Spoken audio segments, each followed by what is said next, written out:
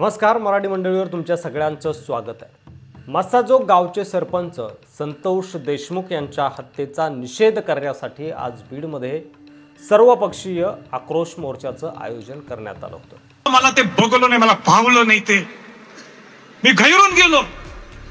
हे महाराष्ट्र आहे? हे शिवाजी महाराजांचं, शाहू फुले आंबेडकरांचं हे महाराष्ट्र आहे का? काय आपला अधिकार होतो? हे संस्कार शिवाजी महाराजांनी आपल्याला कट दिलेत का? ही दहशत,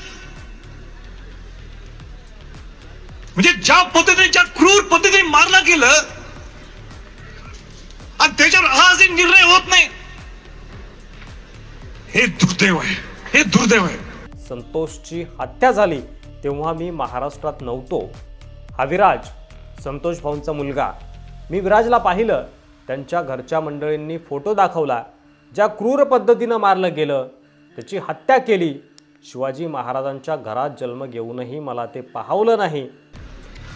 मी त्या घरच्या मंडळींना भेटलो, बोललो, त्यांची चर्चा केली, अनेक लोकांनी आपले मत व्यक्त केली तिथं।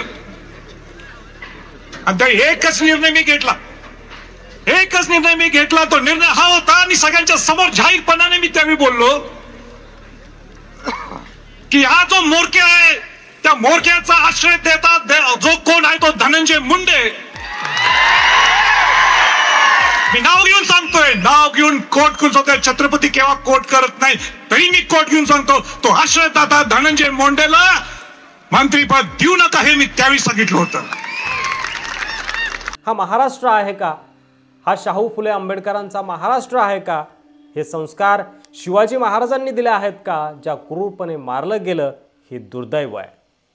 मुख्यमंत्री महोदय आणि प्रामुख्याने अजितदादांना सुद्धा सांगायचे, तुमच्या पक्षाचे प्रमुख जे तुम्ही आलाय, तुमचं मोठेपण आहे तर तुम्ही आलात, पण अजितदादांना सुद्धा सांगायचे, तुम्ही आयुष्यभर परखटपणाने बोलून दाखवा, मी माझी काम करण्याची पद्धत ही आहे, पण काम करण्याची पद्धत तुमची तशी असेल परखटपणाने।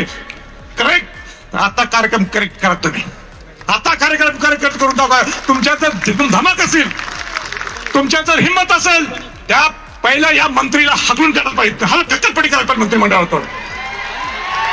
पुढे बोलताना संभाजीराजे असं देखील म्हणाले की अजितदादा, तुम्ही प्रकटपणानं बोलला असाल, माझी काम करण्याची पद्धत ही आहे, तुम्ही आता काम करून दाखवा।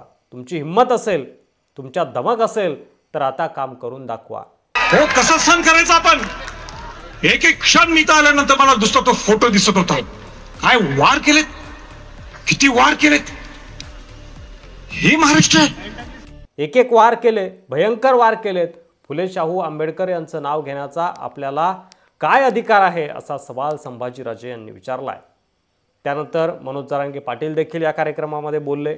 मनोज जरांगे पाटील काय म्हणाले, तर मी अधिकच बोलणार नाही, मी काय करतो काय करणार नाही, यापेक्षा समाजानं काय ठरवलं त्यात मागे हटणार नाही। अण्णा मला जे ट्रोल करत होते ना, त्यांच्या आईला घोडे लावत होतो मी कचाकच। मी काही समजत नाही यांना, माझ्या जातीवर अन्याय केला तर मी त्यांना सोडत नाही, असं जरांगे पाटील आजच्या या कार्यक्रमात म्हणाले। तर अशा प्रकारे बीडचा आजचा हा आक्रोश मोर्चा पार पडला। या व्हिडिओवर तुम्हाला काय वाटतंय, तुमचं मत कमेंट बॉक्समध्ये लिहायला विसरू नका। संभाजीराजे छत्रपती या आजच्या कार्यक्रमामध्ये भाऊक झालेले देखील आपल्याला बघायला मिळाले। तुमचं मत कमेंट बॉक्समध्ये लिहायला विसरू नका। व्हिडिओ जर आवडला असेल तर जास्तीत जास्त शेअर करा। धन्यवाद।